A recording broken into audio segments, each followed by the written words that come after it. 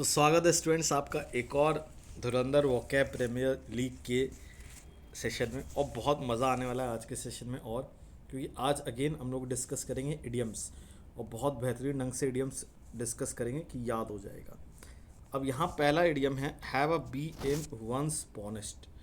Have a bee in one's bonnet. Have a bee in one's bonnet, इसका मतलब क्या होता है? To be obsessed with an idea और टू बी मेंटली क्रेजी। मतलब किसी आइडिया को लेके आप बिल्कुल पागल हैं। जैसे मान लीजिए कोई औरत वुमेन एम्पावरमेंट को लेके बहुत ज़्यादा ही मतलब ऑब्सेस्ड है, पार्टी चल रही है। अब ठीक है, वुमेन एम्पावरमेंट इंपॉर्टेंट है, लेकिन उस पार्टी में वो एंजॉय करने की जगह women empowerment women empowerment women empowerment के ऊपर फेमिनिज्म फेमिनिज्म, तो ये आप क्या बोलोगे यार? इसके बॉनेट में, बॉनेट मतलब इसके हेड में मधुमक्खियाँ घुस गई हैं। यानी ये इस चीज़ को लेके बहुत ऑब्सेस्ड है ना। To be obsessed with an idea, है ना। जैसे किसी के आप फ़ैन हैं, अच्छी बात है, लेकिन आप हर जगह जा रहे हैं तो बस वही फ़ैन के बारे में अपना वही बोल रहे हैं हर जगह, तो फिर बोलेंगे लोग, बोलेंगे यार तुम पागल हो गया, तुम्हारा दिमाग के थोड़ा सा हिला हुआ है क्या? कुछ और भी तो बात कर सकते हैं। तो you have a bee in one's bonnet. Below the belt, इसका मतलब क्या होता है? Give an unfair blow. Unfair blow देना, या बिलो लिख दिया, उसको करेक्ट कर देता हूँ मैं, ब्लो, BLOW। तो किसी को अनफेयर ब्लो देना मतलब उसको अनफेयर तरीके से हिट करना मैच में, that is below the belt. या डिसऑनेस्टली खेलना, जैसे ऑस्ट्रेलियंस अक्सर अच्छी बात कहती जीतते थे कई बार, लेकिन चीटिंग भी करते थे, तो this was hitting below the belt. मतलब आप डिसऑनेस्ट वेज का यूज़ कर रहे हैं जीतने के लिए, that is hitting below the belt. Next, driver seat.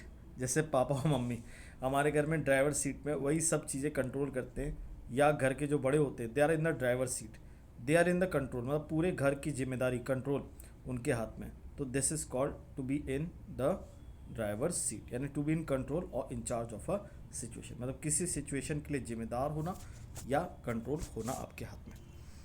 As fit as a fiddle, मतलब जितना फिडल, फिडल एक म्यूजिकल इंस्ट्रूमेंट होता है, तो जितना फिडल मजबूत होता है उतना ही हमारा विराट कोहली भाई भी है। विराट कोहली बिल्कुल स्ट्रॉन्ग एंड हेल्दी है, तो Virat Kohli is as fit as a fiddle, मतलब इस उम्र में भी he is very strong and healthy. He feigned illness, बीमारी का दिखावा कर रहा था, बट बहुत ही स्वस्थ था ना। तो बचपन में होता है आप बिल्कुल स्ट्रॉन्ग एंड हेल्दी होते हैं, लेकिन दिखावा करते हैं बीमारी का। तो you were as fit as a fiddle, मतलब बहुत ही स्ट्रॉन्ग और healthy. Be in good books of, class में कुछ चमचे और चमची होते हैं, याद होगा बचपन में, वो हमेशा टीचर के गुड बुक्स में आना चाहते हैं कि उनकी कृपा मिल जाए। तो इन गुड बुक्स मतलब होता है किसी की काइंड फेवर में होना, मतलब कोई आप पर कृपा बरसा रहा है, आप उसकी कृपा के पात्र हैं, you are in the good books of that teacher.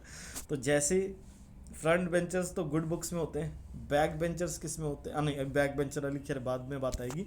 Good book का सिनोनिम होता है ना। सिनोनिम क्या होता है? B in good order of, मतलब अगेन इसमें भी कृपा बरसती है, तो हम चाहे बोलें B in good book of, B in good order of, दोनों का मतलब होना कि आप कृपा होना किसी का आपके ऊपर, यानी to be in good favour.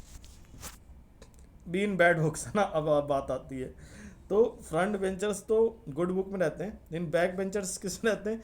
Bad books में या बैड ऑर्डर में, यानी इनके ऊपर कोई कृपा नहीं बरसती, या आउट ऑफ फेवर रहते हैं ना। इनको बस टीचर देखता हुआ कहता आज अपना पूरा फ्रस्ट्रेशन ख़त्म करूँगा, आज ऐसा सूजी का हलवा बनाऊंगा, मज़ा आ जाएगा। तो be in bad order of मतलब to be out of favour, यानी किसी का कृपा का पात्र ना होना। क्लियर है? अब आते हैं नेक्स्ट स्टेडियम पे, जो कि बहुत बेहतरीन है, एट लॉगर हेड्स। जैसे बीजेपी और कांग्रेस ये हमेशा अपोजिशन में रहते हैं, एक दूसरे के विरुद्ध में रहते हैं, है ना। लॉगर मतलब पटरा, लकड़ी का पटरा, और हेड मतलब सर। तो ऐसी लड़ाई हो ना कि एक दूसरे का सर खोल देंगे, लॉगर हेड्स, है ना। अरे बीजेपी, कांग्रेस, है ना, तेरे को बताता हूँ भी, है ना, तू चोर, नहीं तू चोर, दोनों ही चोर हो सकते हैं। तो लॉगर हेड्स मतलब होता है इन अपोजिशन, विरोध में होना। Next, an old head on young shoulders, मतलब नन्हे कंधों पर जब जिम्मेदारी का बोझ आ जाए तो उससे बोलते हैं old head on young shoulders. अपनी उम्र से ज़्यादा मेच्योर होना, जैसे कोविड में किसी ने अपने पेरेंट्स को लूज़ कर दिया और उसके बाद उसके कंधों पर सब जिम्मेदारी आ गई, तो वो अपनी उम्र से ज़्यादा मेच्योर हो जाएगा। तो to be more mature than one's age, यहाँ डी काट देना, to be more mature than one's own age. Caught red handed, रंगे हाथों पकड़ना, जैसे कोई इंसान क्राइम कर रहा था और आपने उसको क्राइम करते हुए पकड़ लिया, ये कॉट रेड हैंडेड होता है। My brother felt ashamed when he was caught red handed reading my personal diary, तो तुम्हारा कोई भाई तुम्हारी पर्सनल डायरी पढ़ रहा और तुमने उसको पकड़ लिया रंगे हाथों। अब रंगे हाथों तुम पकड़े तो हो, अब उसका तुम हाथ भी साफ करोगे।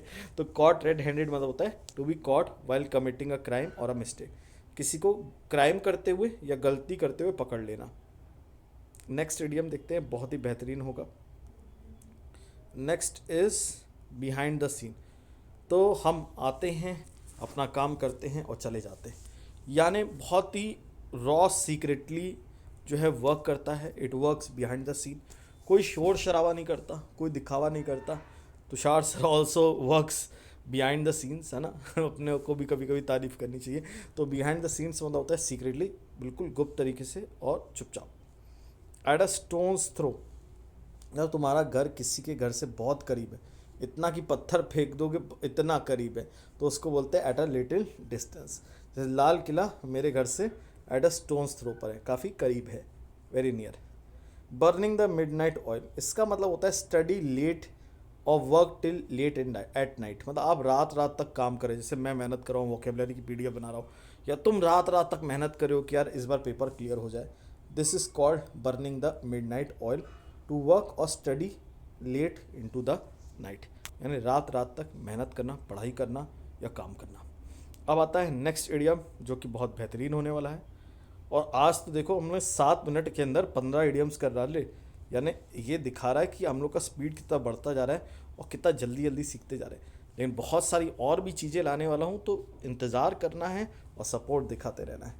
Cry over split milk, cry over split milk, इसका मतलब क्या होता है? अब पछताए हो क्या जब चिड़िया चुग गई खेत, यानी to waste time being upset और रिग्रेटिंग अ मिस्टेक और मिसफॉर्चून। मतलब पास्ट में आपका मान लो टिकट कट गया और अब आप उस टिकट कटने पे टिकट कट गया समझ गए होगे जो बड़े हो गए हैं, तो आप रो रहे हो यार मेरे साथ ऐसा हो गया, मेरे साथ वैसा, बहुत बुरी थी वो, बहुत बुरा था वो। तो this is crying over split milk. या एग्जाम में फेल हो गए, अब आप रो रहे हो यार ऐसा हो गया वैसा हो गया, तो it is no use crying over the split milk. तो कोई फ़ायदा नहीं है पुराने बातों पर रोने का, रिग्रेट करने का, समय वेस्ट करने का, अपसेट होके आगे बढ़ना चाहिए। अब आते हैं, तो आज के लिए इतना ही, थैंक यू वेरी मच। तो बहुत बेहतरीन अंदाज में 8 मिनट के अंदर हमने 15 इडियम्स कवर किए।